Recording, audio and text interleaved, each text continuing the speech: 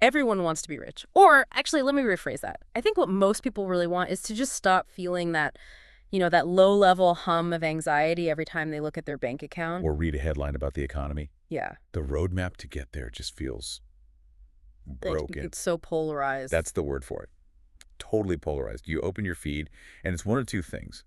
On one side, you've got the scarcity mindset gurus saying if you buy a single latte, you're a bad person. Right. You're destroying your future. And on the other side, you've got the crypto bros telling you to bet the farm on some, monkey JPEG. It's either live like a monk or gamble like a maniac. There's no middle ground. None.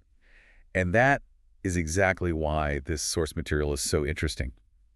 Today, we are diving into the Algebra of Wealth by Scott Galloway. He's a heavy hitter, NYU professor, entrepreneur. And just a really provocative voice in business. What I love about this book is he tries to strip away all the emotion, the hustle culture. All of it. He looks at wealth through a literal mathematical formula. A literal formula. And I want to anchor our entire conversation around that today because it's such a clear mental map. So let's just lay it out. Galloway's equation is wealth equals focus plus. And then you have the parentheses. Right. And in the parentheses, you get stoicism times diversification. Wealth, focus plus. Yeah. Stoicism, diversification. The structure is brilliant because of the order of operations. The multiplication. Exactly. Focus is your raw input, your earnings. Yeah.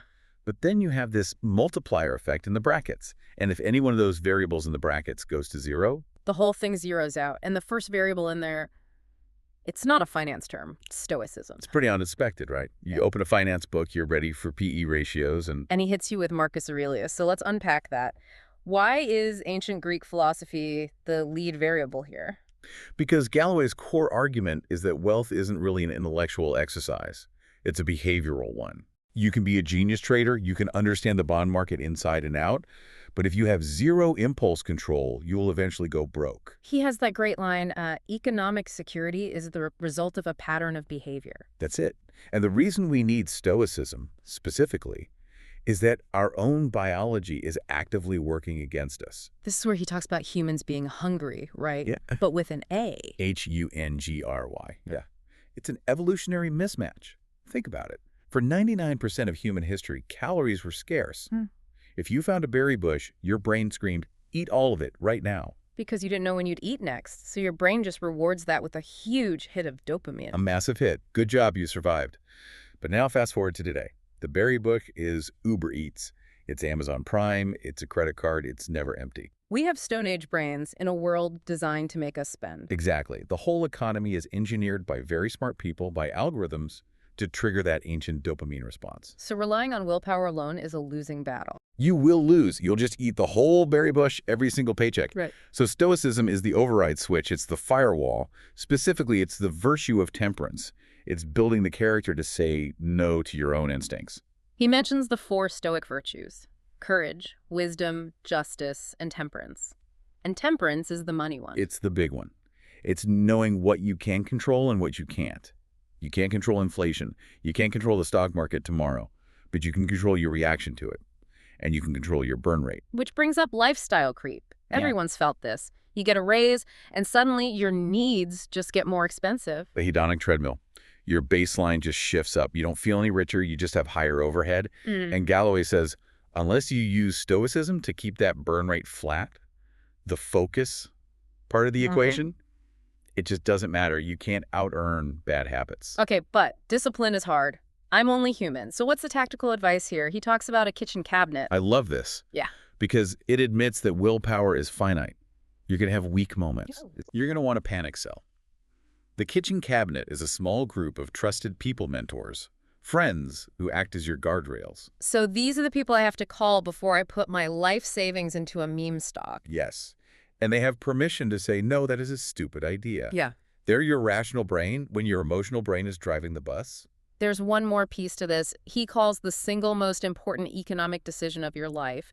And it's not what you think, it's who you marry. The partner. This is just pure data. If you're trying to build wealth and your partner is a spender while you're a saver, or you just don't talk about money. All that friction just grinds you down. It's like trying to row a boat while someone else is drilling holes in it. Precisely.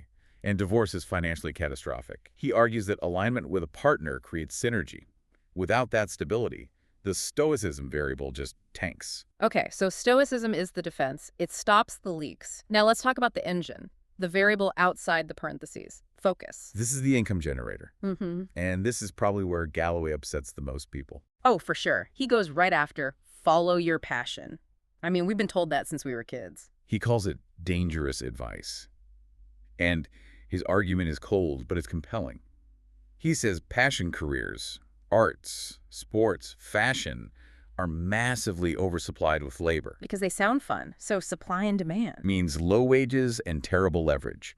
The employers know you want to be there, so they can exploit you. He flat out says people who follow their passion usually fail to achieve economic security. So what do we follow instead? Our boredom? Do we just have to be miserable? No, you just change the target. You follow your talent. You find what you naturally good at, especially if other people find it difficult or boring. Like tax law or logistics. Exactly. It's rarely sexy. Hmm. But if you're good at it, the market will pay a premium for it. I have to push back a bit here, though. If I'm good at spreadsheets, but I hate them, isn't that a recipe for just, I don't know, burnout?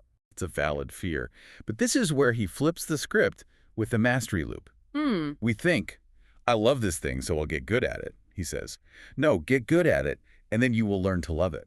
How does that work? How do you learn to love tax law? Because being great at something is inherently satisfying. Yeah. Getting recognition, being the go-to person, getting paid well, having autonomy, that creates passion. Mastery leads to passion, not the other way around. That actually makes a lot of sense. Winning is fun. Winning is fun, and to get to that top 1%, you need sustained effort, which leads to his really tough section on work-life balance. Yeah, he doesn't pull any punches. He basically says, if you want to be wealthy, you can't be clocking out at 5 p.m. when you're 25. He calls balance a myth, at least in the early part of your career. Yeah. If you want a top 1% lifestyle, you can't put in 50% effort. The trajectory is set in those first 20 years. So the advice is basically grind now so you can have freedom later. That's the trade. You sacrifice balance in your 20s and 30s to buy freedom in your 50s and 60s. He says pretty much everyone he knows who is wealthy made huge personal sacrifices early on. That's a tough pill to swallow for someone who, has kids or other obligations and can't work 80 hours a week. And he does address that with the power of constraints. If you can't throw more hours at the problem, you have to throw efficiency. You have to be ruthless. But the core message of focus is to get that top-line number up. You can't save your way to wealth if your income is too low. Okay, so focus brings money in. Stoicism keeps it in. Now we have to make it grow. Which brings us to the next multiplier, time. Time is the fire in which we burn. That quote from Delmar Schwartz, it sounds like a threat. It kind of is in finance. Time is a multiplier, but it cuts both ways. We all know about compound interest, but we underestimate the duration it takes. Right, it's the hockey stick graph. The handle is long and flat. You have to survive the handle. Exactly. You're saving for years, and it feels like nothing is happening. But while you're on that handle, you're fighting what Galloway calls the compounding adversary. Inflation. Inflation. Yeah. Yeah. We think of cash as safe, but it's not. That $100 under your mattress is still $100 in 10 years, but it might only buy what $60 buys today. So if your money is standing still, it's actually moving backward. That is stressful. It should be. That stress is what should motivate you to invest. But there's a huge psychological barrier he talks about, the disconnect between our present self and our future self. Right, the visualization part. Yeah. Present me wants a nice dinner tonight. Future me, the 7-year-old guy who can't work, is the total stranger. We don't have an emotional connection to him. It's hard to make a sacrifice today for someone you haven't even met yet. So you have to actively visualize that person. Understand that future you is going to be tired, maybe have health issues. By investing now, you're sending resources through time to take care of him. And because of the time multiplier, $1 sent today is worth so much more. So we're focusing to earn, using stoicism to save, using time to compound.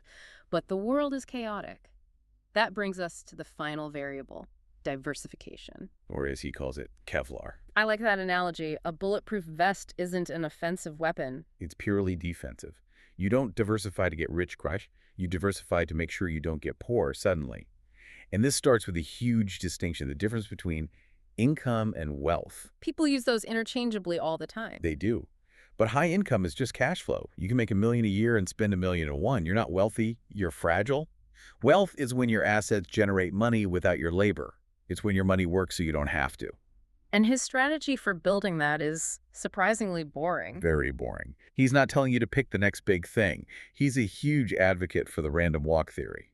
The data just shows that trying to beat the market is a loser's game. Right, even the professionals fail to beat the S&P 500 over the long term. So if the hedge fund managers with supercomputers can't do it, you probably can't do it on your lunch break with a trading app. His advice is simple. Buy the haystack. Don't look for the needle. Meaning low-cost, diversified index funds, ETFs. Exactly. You own a tiny piece of the entire economy. If one company fails, who cares? You're buffered. There's another layer to this boring strategy, though. What he calls the final boss, the tax man. This is the secret weapon of the wealthy. The tax code in most countries fundamentally favors capital over labor. Explain that for someone whose eyes just glazed over at the word tax. Okay, simple version. When you earn a paycheck, you pay income tax. That's usually your highest rate. But when you sell an investment you've held for a long time, you pay capital gains tax, which is usually way, way lower. So the system literally rewards you for making money from investments instead of from a job. Correct. Yeah. And that ties back to everything. If you day trade, you're paying high short-term taxes. If you buy and hold, you let that time variable work, and you defer taxes and pay a lower rate when you finally do sell. You want to move from being a laborer who is high tax to being a capitalist who is low tax. Okay, so let's put the whole algebra back together. Focus maximizes your income. Stoicism makes sure you actually keep it. Time compounds it. And diversification is the Kevlar that protects it. That's the formula. But, and this is what I really respect about the book, he doesn't end on the number. He asks, what's the point of it all? Right, he redefines rich. He does. He says rich isn't a number. It's a ratio. You are rich when you're passive income. The money your investments make while you sleep is greater than your burn rate. I love that. If I spend $40,000 a year to live and my investments pay me $41,000, I'm rich. I'm free. Exactly. Meanwhile, a guy making $500,000 a year but spending $550 on a huge mortgage and a boat, he's poor. He's stressed. He's a slave to his job. And that leads to the final, almost philosophical pivot in the book about richness in a human sense. He circles all the way back to relationships. He says the pursuit of money is often just a cover story for what we really want, which is security, respect, love. And if you sacrifice all your relationships to get the money, you just end up with the cash, but none of the things you're actually trying to buy with it. The best revenge is to live a better life. He says you should invest in your relationships with the same rigor you invest in the market. That the #1 predictor of happiness in old age isn't your portfolio. It's the number of deep relationships you have. It's funny, we start with a cold, hard equation, and we end on something very soft. But that's the point. The math is just the tool. The algebra of wealth is the mechanism to buy you autonomy. But then you have to decide what to do with that freedom. And his conclusion is you should spend it with people you love. Money buys time. Time allows for connection. That's the bottom line. So here's the challenge for you, the listener. Take a look at your own variables. Maybe you're crushing the focus part, you're earning well, but your stoicism is weak and you're burning it all. Or maybe you're saving, but it's all in cash and you're letting time and inflation just eat you alive. Identify your bottleneck. Is it earnings, spending, investing? And ask yourself, are you building a life you actually want to live or just a bank account you want to look at? And crucially, who's in your kitchen cabinet to help you figure all that out? That's it for this deep dive into the algebra of wealth. Thanks for listening. See you next time.